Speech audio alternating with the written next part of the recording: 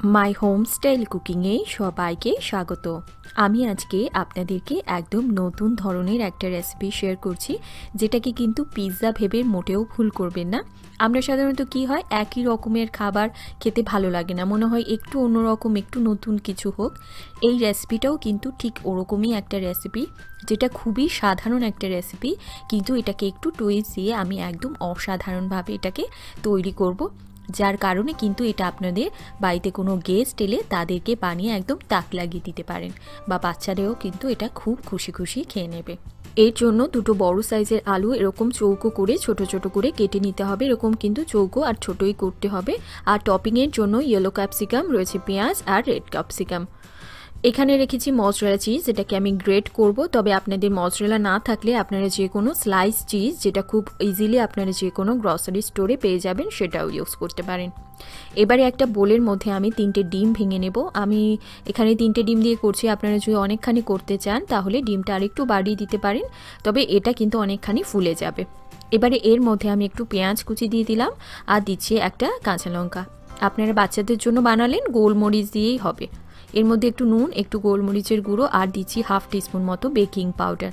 এই baking powder অবশ্যই দিতে হবে, যদি না থাকে আপনারা বেকিং সোডা ইউজ করতে পারেন, মানে খাবার সোডা দিয়ে এটাকে ভালো করে ফেটাতে হবে, নইলে কিন্তু ডিমটা ফুলবে না, ওই জন্য এটা অবশ্যই দিতে হবে। এটাকে সাইডে রেখে দেবো। এবারে একটা ফ্রাইং প্যানের মধ্যে আমি একটু সাদা তেল গরম করছি, আপনারা সাদা তেলের পরিবর্তে বাটারও ব্যবহার করতে পারেন।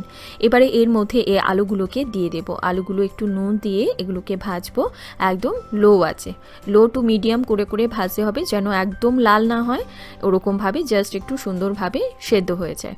এটা সুন্দরভাবে সেদ্ধ হয়ে গেছে এই আলুগুলো। এবারে এই আলুর থেকে আমি হাফ আলু তুলে রাখবো।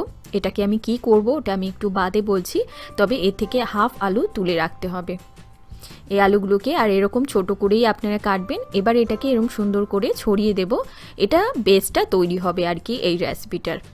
এবারে এর থেকে আমি হাফ এই যে ফেটানো ডিম দিয়ে দিচ্ছি, হাফ দেব, হাফ তুলে রাখবো, বাদে ইউজ করব। তো এটাকে দিয়ে একদম লো আছে অবশ্যই করে কিন্তু আঁচটাকে সব সময়ের জন্য একদম লোয়ে রাখতে হবে আর ঢেকে দিতে হবে। এবারে এই আলুটাকে এই ডিমটার মধ্যে দিয়ে ফেটিয়ে নেব। আর এই আলুটাকে কিন্তু ঠান্ডা হওয়ার পরই দিতে হবে, গরম অবস্থায় দিলে কিন্তু এখানে এটা রান্না হয়ে যাবে। তো দেখুন কয়েক মিনিট পরই দেখবেন ডিমটা সুন্দরভাবে ফুলে ফুলে উঠবে। এবারে এর মাঝখানে আমি গ্রেট করা মজরেলা চিজটা দিয়ে দিচ্ছি। আপনারা যদি স্লাইস চিজ দেন 2-3টে একটুখানি উপর দিয়ে দেবেন। এবারে এর মধ্যে আমি 2টো লেয়ারের টপিং করছি, ওই জন্য আমি মাঝখানেও দিচ্ছি পেঁয়াজ, ক্যাপসিকাম সব কিছু। আপনারা অলিভ দিতে পারেন বা আপনারা গ্রিন ক্যাপসিকাম দিতে পারেন, আপনাদের পছন্দ অনুযায়ী দিয়ে দিলাম।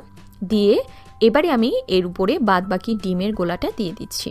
আপনারা যদি অনেক বেশি করেন, বড় ফ্রাইং প্যানে করেন, তাহলে আরেকটু ডিমটা বাড়িয়ে দেবেন, তাহলেই হবে।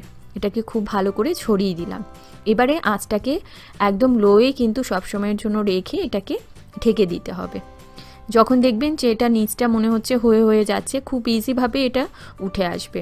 তো উপরে একটা প্লেট দিয়ে এটাকে এরমভাবে উল্টে দেবেন, দেখবেন এটা প্লেটে চলে আসবে। এবার যেহেতু ওই পিঠটাও হয়নি, কাঁচা রয়েছে হালকা হালকা, তো এটাকে নিচটা এরকমভাবে দিয়ে দিতে হবে। তো এটা বেসটা পুরোপুরি তৈরি হয়ে গেল, দেখতে কিছুটা পিৎজার মতোই লাগছে। এবারে উপরে একদম বেশি করে দিতে হবে চিজটা একটু বেশি দেবেন, খুব টেস্টি লাগবে। এবারে এর মধ্যে আমি বাদবাকি যে ক্যাপসিকামগুলো আমি তুলে রেখেছিলাম সেগুলো সুন্দর করে সাজিয়ে দেব কিছুটা পিৎজার মতো দিয়ে। এবারে আমি এর উপর দিয়ে কিছুটা দিয়ে দেব গোলমরিচের গুঁড়ো। এই গোলমরিচের গুঁড়োটা আপনারা ওর সাথে একটুখানি অরিগ্যানো, মিক্স হার্ব এরকম বা পিৎজার যে সিজনিং হয় সমস্ত কিছু দিতে পারেন। তো আমি খালি এখানে গোলমরিচটাই দিচ্ছি। এবার এটাকে ঢাকা দিয়ে চিজটা গলা অবধি অপেক্ষা করব। দেখুন তৈরি হয়ে গেল অসাধারণ এই রেসিপি। এটার কি নাম দেওয়া যেতে পারে অবশ্যই আপনারা কমেন্ট করে জানাবেন। আর রেসিপিটা কিরম লাগলো সেটা কিন্তু জানাতে ভুলবেন না। যদি ভালো লেগে থাকে একটা লাইক করবেন, শেয়ার করবেন, আর আমার চ্যানেলকে অবশ্যই সাবস্ক্রাইব করবেন যারা এখনো অবধি সাবস্ক্রাইব করেনি। ভালো খান, সুস্থ থাকুন, আবারও আসবো এরম কোনো নতুন রেসিপি নিয়ে।